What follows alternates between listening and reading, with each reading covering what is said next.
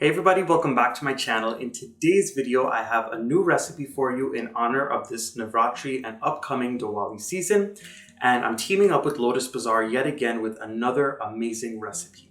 So today is a Tuesday and I thought what better recipe to share on a Tuesday other than Roat.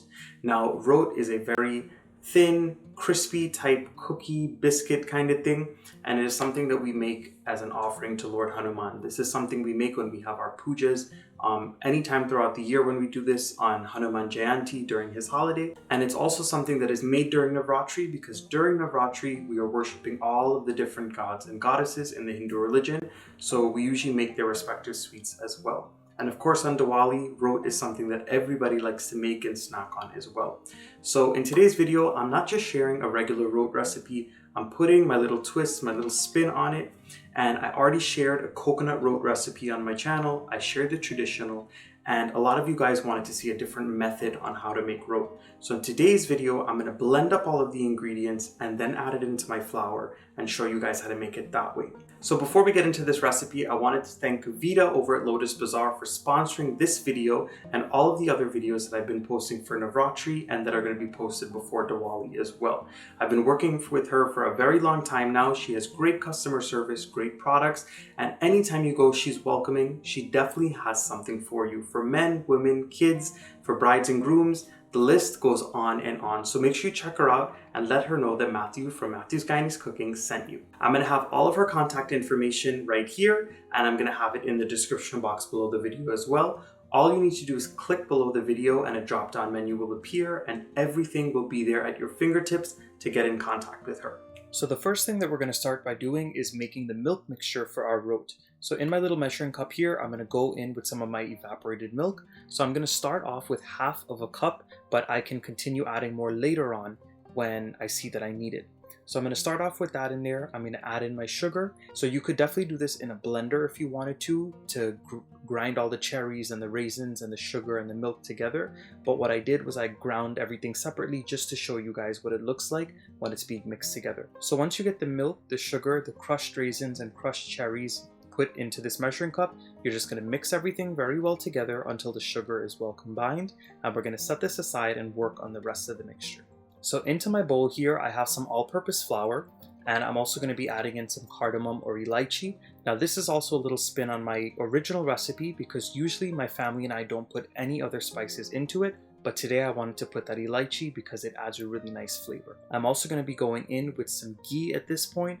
At this point, you're going to go in with some clean and washed hands, and you're going to mix everything together very well until you get a fine and sandy texture. At this point, once you get a fine and sandy texture such as this, it's time to stream in that milk mixture that we made earlier a little bit at a time. Now the reason why I only started off with half of a cup of that evaporated milk was because I didn't want to add in too much liquid, and then that liquid had all the sugar that we need for that flour. So you start off with a little bit of the milk only, and you mix in your sugar and everything, and you mix it in. If you need extra milk, you can always drizzle it on in the end. But that half of cup mixed with these ingredients was actually perfect for this recipe. I did not need to add in any more milk. And remember, the harder that you mix the Roat dough, the more flaky and more tough the Roat is going to come out. But if you mix it a little bit on the softer side, it's still going to be flaky on the inside. It'll have a slight crumbliness, and it also helps with the Roat not drying out too much after you're done cooking it. And the biggest tip that I have for you all at home when making Roat is not to overmix the dough. You do not want to knead it up like you're making bread, and you do not want to make it super smooth.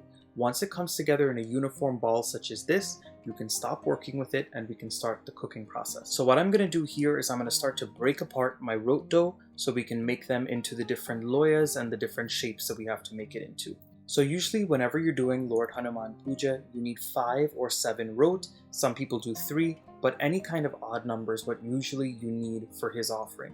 So what I like to do is I always offer 5. So I break this up into 5 equal pieces and it makes the perfect amount with nice sized Roats. If you wanted to make it smaller and make 7 or 9, you could do that. You could also make 3 extra large Roats if that's something you wanted as well. So you can work with this recipe, but I made it small enough so you can do it for one offering.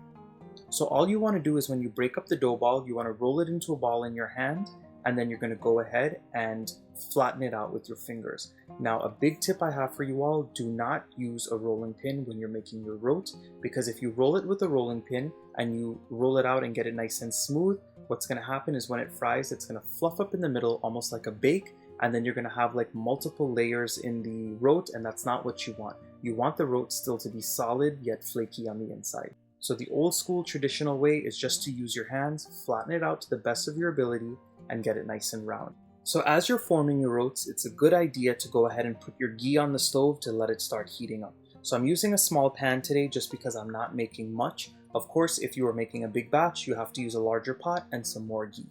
But I went ahead and I filled it up just so this way we have enough to cover the roats when we put it in. And I heated it up on a medium heat. When you're making roat, you cannot have it on a high heat because it will never cook properly on the inside.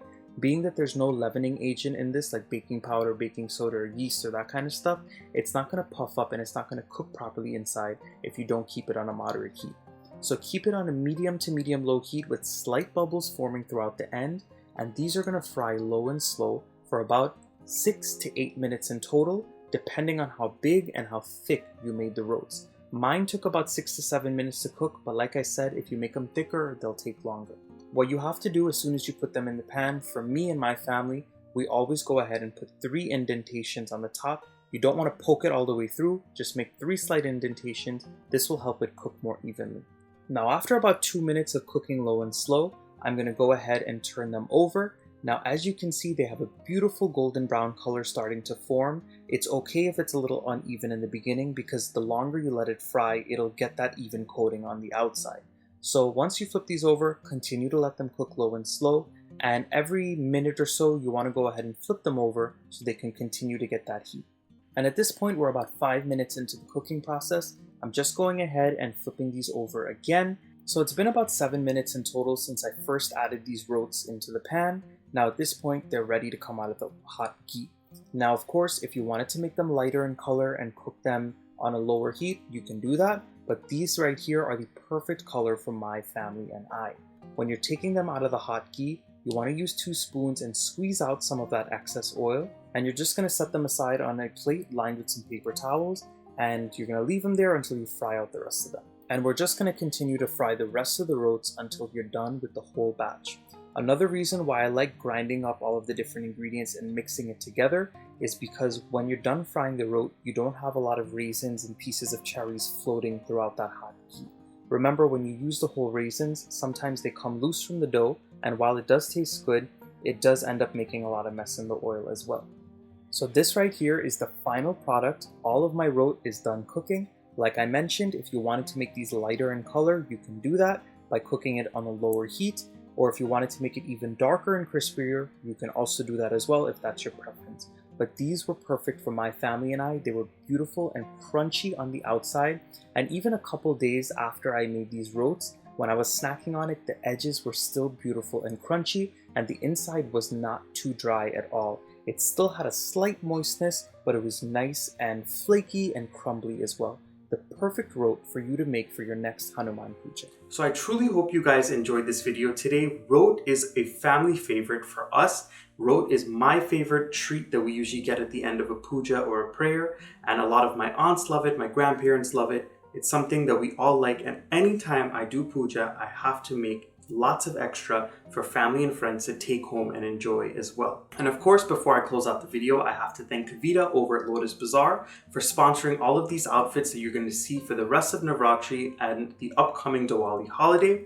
I want to thank her for sponsoring these and having the most welcoming customer service when you walk into her place of business. Make sure you guys check her out for the latest styles in Indian clothing. She has clothes for men, she has clothes for women, for kids, lots of jewelry options for bride and groom and their outfits as well. So make sure you check her out. Let her know that Matthew sent you from Matthew's Guyanese Cooking. And like I said before, the information will be here as well as in the description box right below the video. It's definitely easy to get in contact with her. So just give her a call, send her a text, Instagram message, whatever the case may be, and she'll be back in touch with you. So I hope you all enjoyed this video. Please don't forget to give this video a thumbs up. Subscribe to this channel if you're not subscribed yet. Make sure you hit that red subscribe button and drop those comments down below. I'll see you all again very soon. Bye everyone.